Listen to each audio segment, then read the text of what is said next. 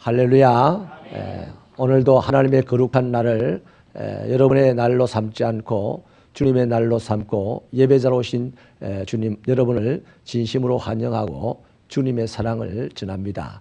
우리 다 옆에 계신 분들께 사랑합니다, 축복합니다 인사하시겠습니다.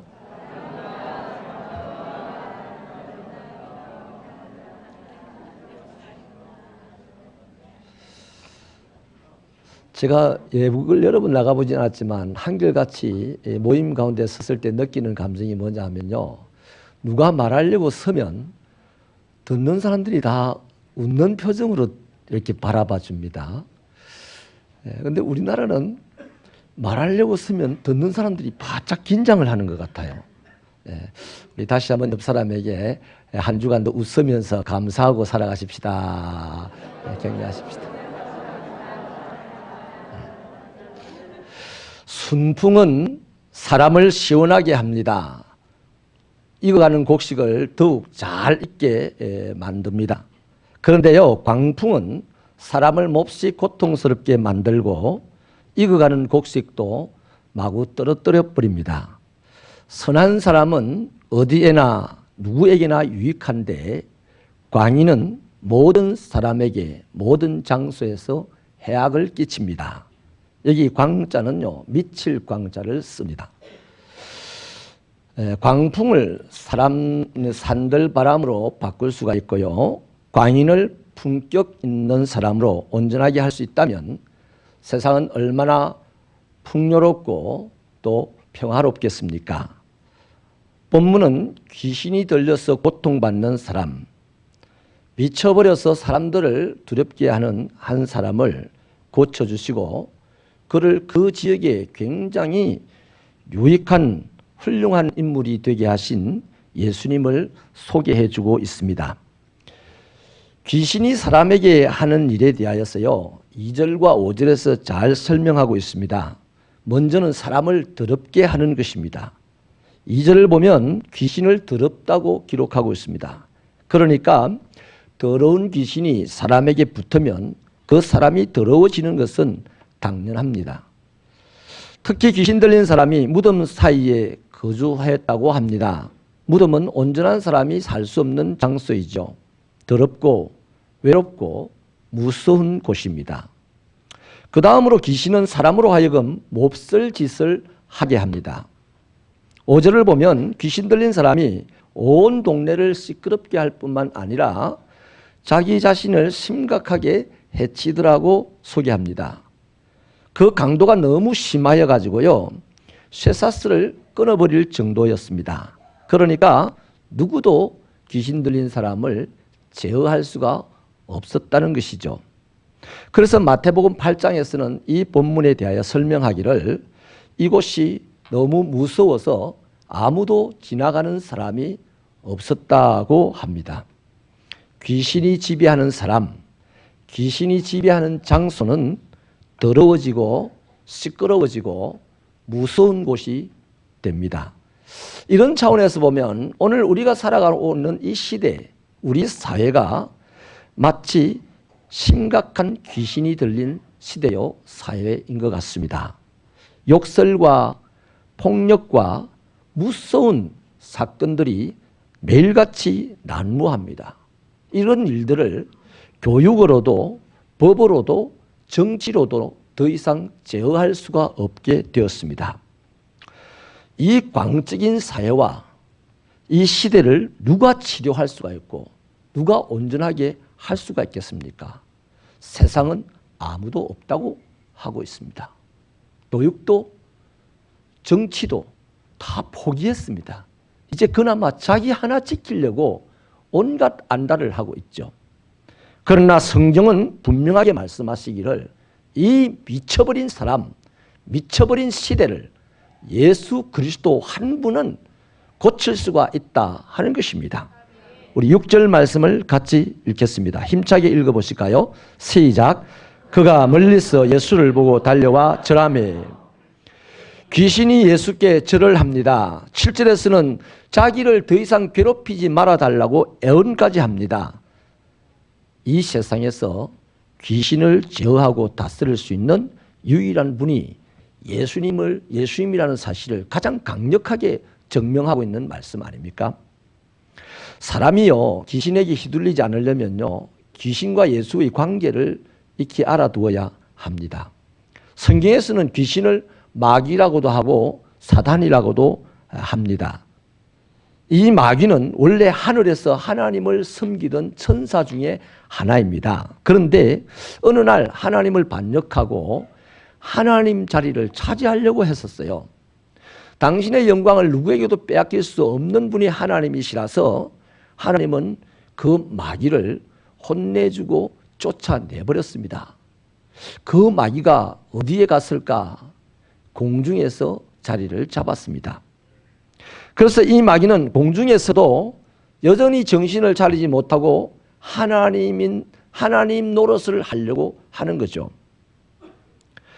그래서 사단은요, 여전히 그의 시도가 이 땅을 살아가는 사람들에게 괴롭힘을 주는 겁니다. 공중에서 권세를 딱 잡고서 도아리를 털고서 땅에 살아가는 사람들이 하늘을 쳐다보니까 자기가 하나님인 양 그 사람들을 막 괴롭히면서 섬기게 하는 것이죠. 귀신이 이렇게 공중 권세를 잡고 사람에게 하나님 노릇하는 조화를 부리는 게 세 가지가 있습니다. 하나는요, 자기가 하나님이라고 계속 거짓말을 합니다. 둘은 사람을 병들게 하고 마침내 가난하게 만듭니다. 셋은 사람을 죽음으로 몰고 가는 것이죠. 그 귀신이 사람에게 붙으면요, 사람이 속임을 당하고 병들어서 가난하게 되고 결국 죽음에 이르는 이 일련의 사건들이 계속해서 그 사람에게 일어나게 되는 것이죠. 그래서 이 땅의 모든 사람들은 마귀에게 고통을 받으면서 두려움 가운데 마귀를 섬기고 살아갈 수밖에 없었던 것입니다. 하나님은 이것 또한, 하나님은 하늘에서도 공중에서도 땅에서도 누구든지 자기의 영광을 빼앗아가는 자를 가만 내버려 두지 않습니다. 그래서 이 마귀를 가만 내버려 두지 않기 위해서 이 땅에 오신 것입니다. 그가 예수 그리스도입니다. 그래서 이 땅에 오신 예수 그리스도 앞에 사람 속에 들어가 있는 귀신이 벌벌 떨며 두려워하는 것을 우리는 오늘 성경에서 봅니다. 예수님에게 자기를 괴롭히지 말아달라고 애원하는 것을 우리는 봅니다. 그렇습니다. 분명합니다. 귀신을 이길 수 있고 제어할 수 있고 다스릴 수 있는 유일한 능력자는 예수님밖에 없어요. 목사도 귀신을 못 다스려요. 여러분도 귀신을 못 다스려요. 기도를 죽을 때까지 기도하는 사람도 귀신을 못 다스려요. 예수가 귀신을 다스리고 이기는 것입니다. 아멘이십니까? 그래서 우리는요, 이 예수님 때문에 귀신의 온갖 거짓말과 협박 속에서 해방받은 자들 아닙니까? 그래서 우리 안에 있는 이 예수가 그렇게 중요한 거예요. 예수를 믿는 사람인데 자기 안에 예수가 없다면 그 사람 괜히 귀신 다스리려고 덤볐다가 귀신에게 코피 터지는 거지. 여러분, 바로 이겁니다. 우리는 귀신에게 억압을 당할 수밖에 없는데 이것을 내버려 둘 수가 없어서 주님이 이 땅에 오셨고 우리 안에 부활의 영으로 거하신다 이 말이에요. 이것이 믿는 자들이 복음을 전해야 될 이유 아닙니까? 저와 여러분이 전도해야 될 이유 아닙니까? 이 앞에 아니라고 할 사람이 어디 있습니까? 예수를 믿는다면, 그리스도인이라면 반드시 전도할 이유가 여기에 있는 것입니다. 예수의 복음을 들고요, 가까이에서 멀리로 이 나라와 민족과 열방 가운데로 들어가면 예수의 복음이 들어가는 곳곳마다 어두움의 땅이 밝아지게 됩니다. 더러운 귀신들이 떠나가게 되어서 그곳이 깨끗해지기 시작합니다. 소란하던 장소와 사람들 관계가 평화롭게 됩니다. 이것을 일컬어서 새로운 생명의 빛의 역사가 일어나는 것이라고 말하는 것입니다. 저는 우리 새빛교회와 성도들이요, 복음을 전함으로써 이 세상과 시대를 자유하게 하고 평화롭게 하고 행복하게 만드는데 쓰임받는 교회가 되고 성도들이 되기를 축원합니다. 그러니 전도해야 될 이유가 있죠. 전도하십시다. 그러나요, 전도를 하려면요, 필연적으로 따라오는 것이 있는데 희생을 각오해야 합니다. 전도 말로 갖고 안 돼요.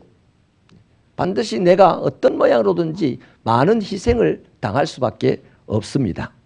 오늘 13절을 우리 같이 읽어보시겠습니다. 13절 말씀 시작.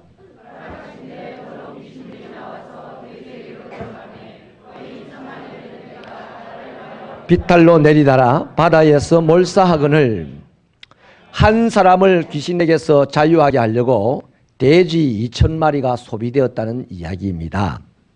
이 사실은 물질계를 살아가고 있는 오늘 우리로서는요, 잠옷 충격적인 이야기입니다.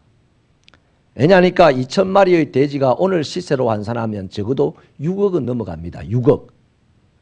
한 사람을 살리는데 6억을 소비하는 사람 있겠습니까? 우리 아버지 노년에 병이 들어서 입원을 해야 되겠는데요. 당장 부담스러워서 요양병원밖에 입원을 못 시키겠더라고요. 내가 좀 형편만 되면 서울 삼성병원에 모셔가고 싶었어요. 그러나 삼성병원에 모셔갈 형편이 안 되니까 한 달에 고작 60만 원, 70만 원 하는 요양병원에 밖에 모실 수가 없었어요. 여기 계시다가 하나님 부르시면 가십시다. 맨날 한 소리가 그거예요.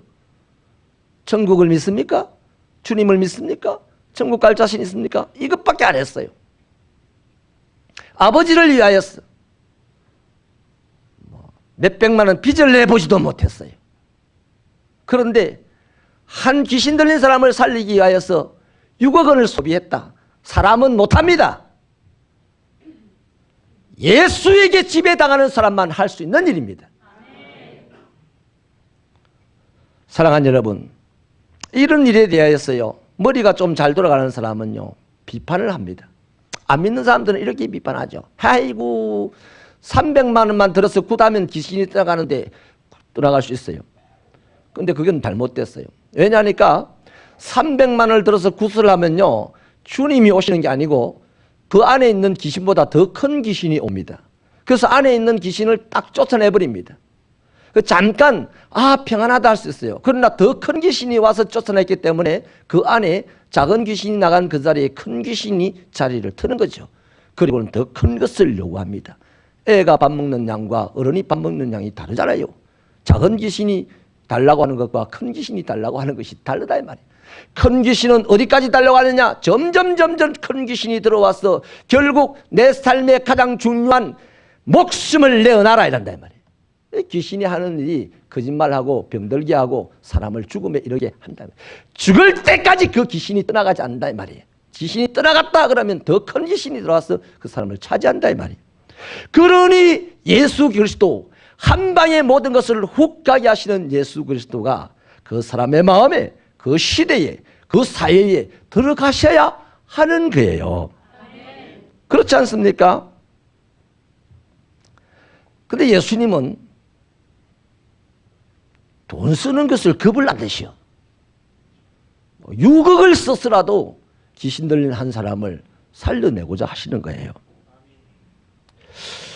이 예수의 영 없이는, 우리가 예수를 믿는다 하지만 이 예수의 영이 없으면요, 예수의 역사를 못 일으켜요. 맨날 귀신에게 휘둘리고 살아가게 될 수밖에 없는 거죠.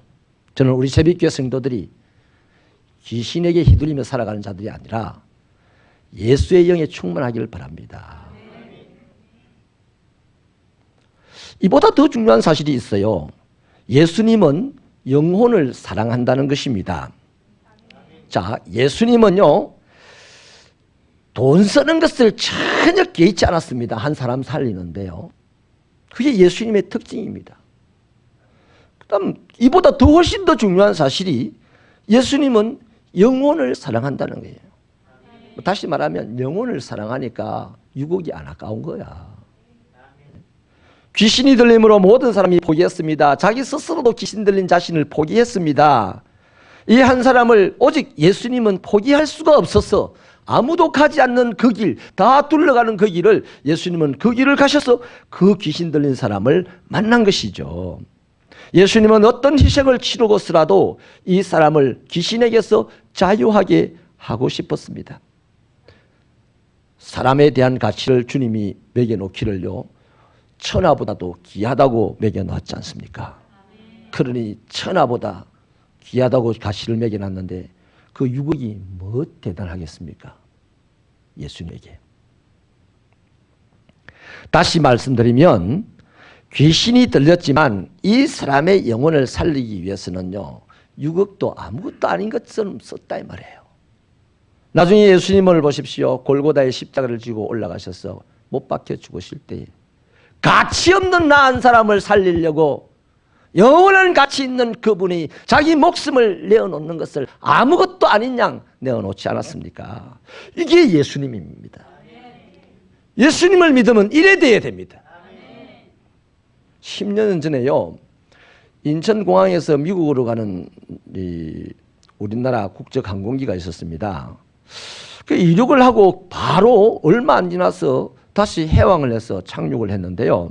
이유는 비행기에 탄 어린 아기가 갑자기 심호흡으로 막 열이 올라가면서 생명이 이독하게 된 것입니다.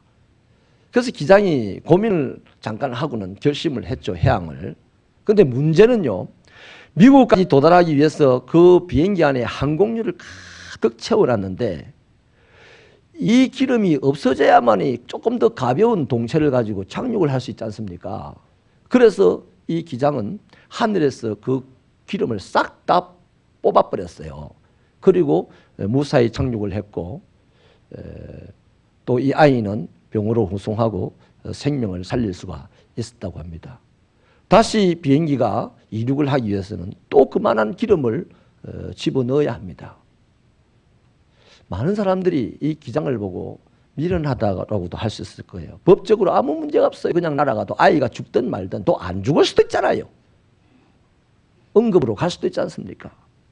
그런데 나중에 그것이 신문에 뉴스가 되고 했을 때 모든 사람들이 이 기장을 칭찬하고 영웅시했던 적이 10여 년 전에 있었어요.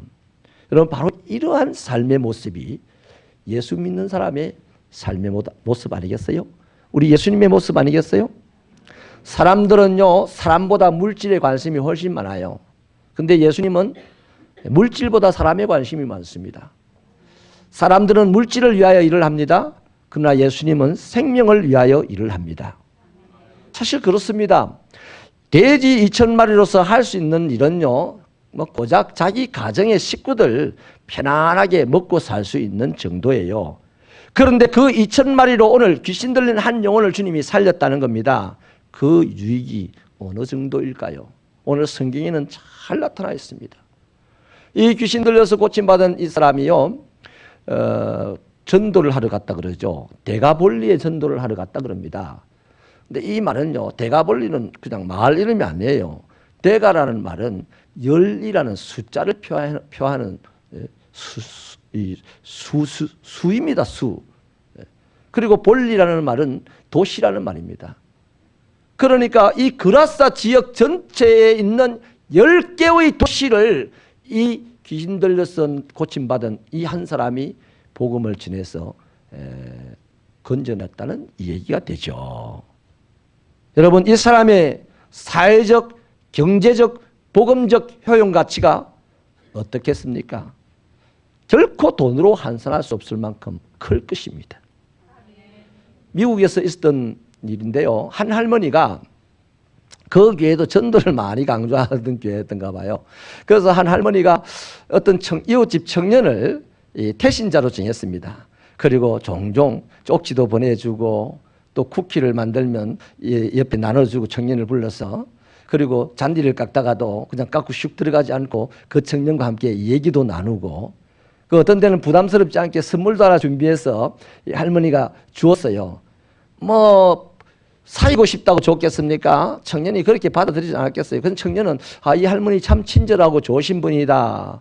이렇게 오랜 세월 동안 이미지가 만들어진 거죠. 근데 어느 날 이 할머니 교회에 부흥회가 열리게 되었습니다. 그래서 이 할머니가 작심을 하고 이번에 이 청년을 좀 데리고 가야 되겠다 마음을 먹고는요. 청년에게 이렇게 부탁을 합니다. 누구야? 우리 교회가 오늘 전도 집회를 하는데 네가 알다시피 내가 좀 몸이 불편해가지고 운전을 하기가 좀 그래. 네가 해줄 수 있겠어? 네가 운전 좀 해주지 않을래? 부탁을 했습니다. 그래 이 청년은 교회를 다니지 않는 청년이었지만 이 친절한 할머니, 평상시 존경스러웠던 이 할머니가 부탁을 하니까 그 운전을 하고 교회로 갔어요. 그날 그 집회에 참여하고 이 청년은 변화를 받아서 장차 대전도자가 되었습니다. 그가 누군가 하니까 20세기 이후에 최고의 복음 지도자인 빌리 그리함 목사입니다. 여러분, 여기서 우리 하나 생각해 봐야 될 것이 있습니다. 내가 빌리 그리함이 되기에는 이미 늦었을 수 있어요. 나는 빌리 그리함이 될 수는 없습니다. 그러나 오늘 내가 빌리 그리함을 데리고 하나님께 갈 수는 있어요. 그것이 전도죠.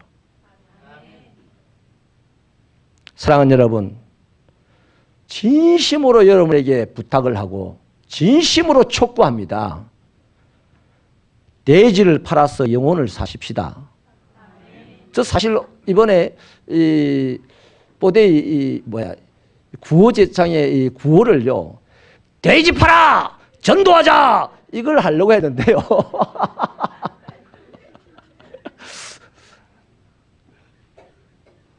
그렇게 생각했는데 요즘 우리에게 새가족들이 많이 오십니다. 새가족들의 반응이 담임 목사가 너무 별나대.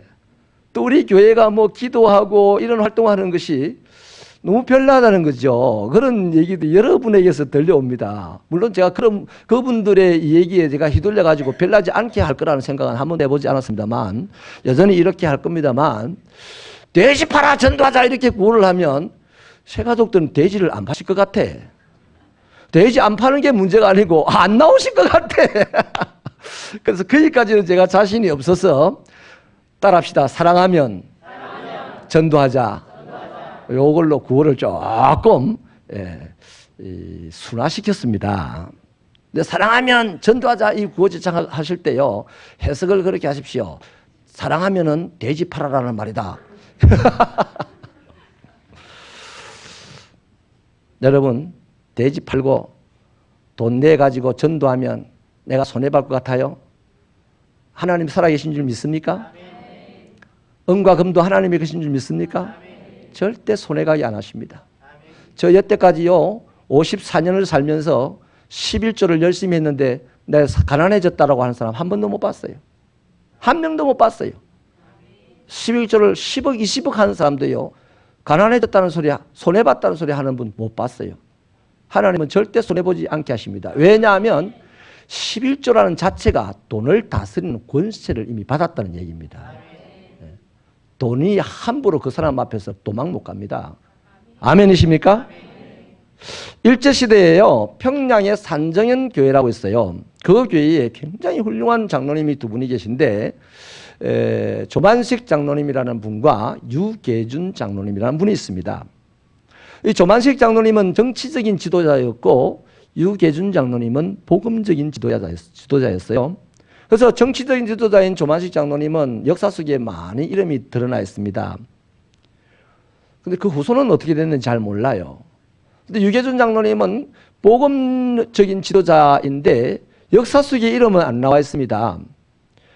근데 그분이요, 인생의 모토가 뭐였냐면요, 하나님을 사랑하니 전도하자, 교회를 사랑하니 봉사하자, 목사님을 사랑하니 섬기자, 이 세 가지 모토를 가지고요 신앙생활을 일평생 했어요.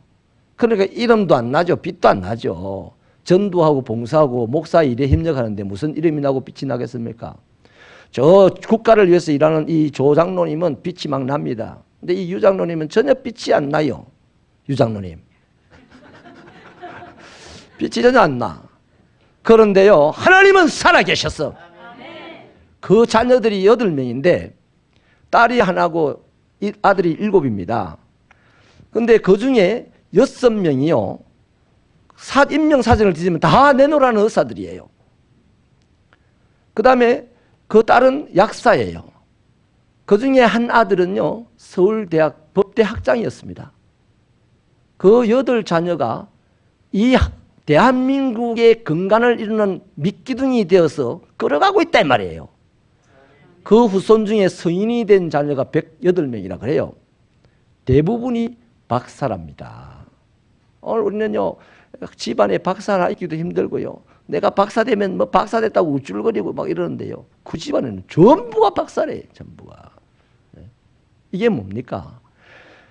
하나님 앞에서 하나님을 사랑하여 전도하고 교회를 사랑하여 봉사하고 목사를 사랑하여 협력한 그 사람을, 그 교회 그 목사는 그 사람에게 아무것도 해줄 것이 없지만은 그 교회를 세우시고 그 목사를 세우신 하나님은 그에게 모든 것을 해줄 수 있는 분이시라서 오늘까지 그 자녀들이 대한민국 사회의 주류를 형성하고 리딩 멤버로 살아가고 있다, 이 말입니다. 존슨 앤 존슨이라는 다국적 제약회사가 있습니다. 이 회사가 거대한 세계적인 기업이 되는데 기가 막힌 일화가 하나 있어서 소개를 해드릴게요. 1982년에 이 회사에서 생산하는 타이네롤이라는 약 있잖아요. 그 약병에 누가 시아나 수소를 몇 방울 넣었어요. 그래서 그것이 결국에는 시카고에 거주하는 사람들 중에 7명이 죽음을 당했습니다. 그것을 먹고. 이 사실이 밝혀질 때에 회사가 가장 먼저 알겠죠. 회사는요, 전 미국 지역에다가 모든 일간지에 광고를 냅니다. 우리 회사가 생산한 타이네롤을 먹지 마세요. 7명이 죽었습니다. 그리고 2,500명을 전국에 보내가지고 모든 출하됐던 타이네롤을 전부 회수를 합니다. 거기에 들었던 비용이 그 당시에 1억 달러가 들었다고 합니다.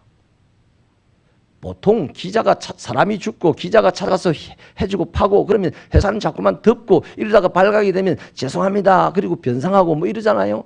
근데 존슨 앤 존슨이라는 이 회사는요, 자기 회사의 지분을 자기들이 까발리고 그렇게 하는 일에 1억 달러, 1,000억 불 이상, 1,000억 원 이상이 들었다 이 말입니다. 그 사건 하나를 해결하는데, 후에 워싱턴 포스트지에서 이 회사를 평가하기를 비록 손해를 본다 할지라도 옳은 일을 하는 이 회사는 국민들에게 사랑받아야 될 이유가 있다, 이렇게 평가를 합니다. 그리고 미국민들에게뿐만 아니라 오늘도 전 세계에 사랑받는 다국적 기업이 되어 있다 이 말이에요. 여러분, 우리 한때 삼풍백화점이 붕괴된 그 일을 압니다. 삼풍백화점은요, 부자들만 찾아가는 그런 백화점, 용도가 그런 백화점이었어요. 물질을 위하여서 살았던 삼풍백화점은 오늘 흔적도 없이 사라졌고, 옳은 일이라면 손해를 보아도 물질을 아까워하지 않고 썼던 그 존슨 앤 존슨 회사는 100년이 지나도 지금 더욱더 견실한 세계적인 기업으로 성장해 가고 있다는 것입니다. 여러분, 주님은 물질보다 생명을 소중하게 여겼습니다. 그라사인들은 한 생명보다는 물질을 더 소중하게 여겼습니다. 오늘 저와 여러분은 주님을 닮았습니까? 그라사인을 닮았습니까? 솔직하게 답해 보십시다. 이제 다시 한번 주님 자녀처럼, 주님을 따르는 사람처럼 주님을 닮았어. 한 영혼을 살리기 위하여서 나의 시간도 나의 물질도 나의 자존심도 아까워하지 않고 투자해 보십시다. 그게 주님 닮은 사람 아니겠어요? 전도는요, 그리스도인으로서는 마땅히 감당해야 될 옳은 일 아닙니까? 이 옳은 일을 위하여서 내 자존심 내어놓는 것이 뭐 그리 아까워요? 이 옳은 일을 위해서 내 물질 내어놓는 것, 내 시간 내어놓는 것이 뭐 그리 아깝습니까? 아깝다면 예수 좀 믿으세요. 예수 믿는다면 안 아깝습니다. 우리는 2달 동안 이 뽀데이라는 한 영혼을 살리자는 이 일을 위해서 주구장창 달려갈 겁니다. 이제는 주일날 오전에도, 주일날 오후에도, 수요일날도, 금요일날도 할 것 없이 전도합시다는 말씀을 나눌 겁니다. 예수를 믿으신다면 전도할 이유가 있습니다. 아멘이십니까? 그래서 오늘 우리가 이 시간, 이 땅, 이곳에서 어떤 비용을 지불하고서라도 복음을 전하는 일에 앞장선다면 우리 자녀들이, 다음 세대들이 바로 이곳 이 장소에서 하나님이 우리를 통하여 주신 축복을 만대에 누리게 되지 않겠습니까? 당연한 거죠. 전도를 통하여 한 영혼을 주님에게 옮겨드리십시다. 어떤 희생을 당한다 할지라도 담대하게 감당하면서 하십시다. 우리 마지막으로 누가복음 6장 38절 상반절만 이 스크린에 나오는 이것만 읽고 마치겠습니다. 다 같이 힘차게 읽어주십시오. 시작. 주라 그리하면 너희에게 줄 것이니 곧 후이되어 흔들어 넘치도록 하여 너희에게 안겨주리라. 하나님이 주시는 것으로 우리는 더 풍성하게 살아갈 수가 있으니 하나님을 위하여서 전도하십시다.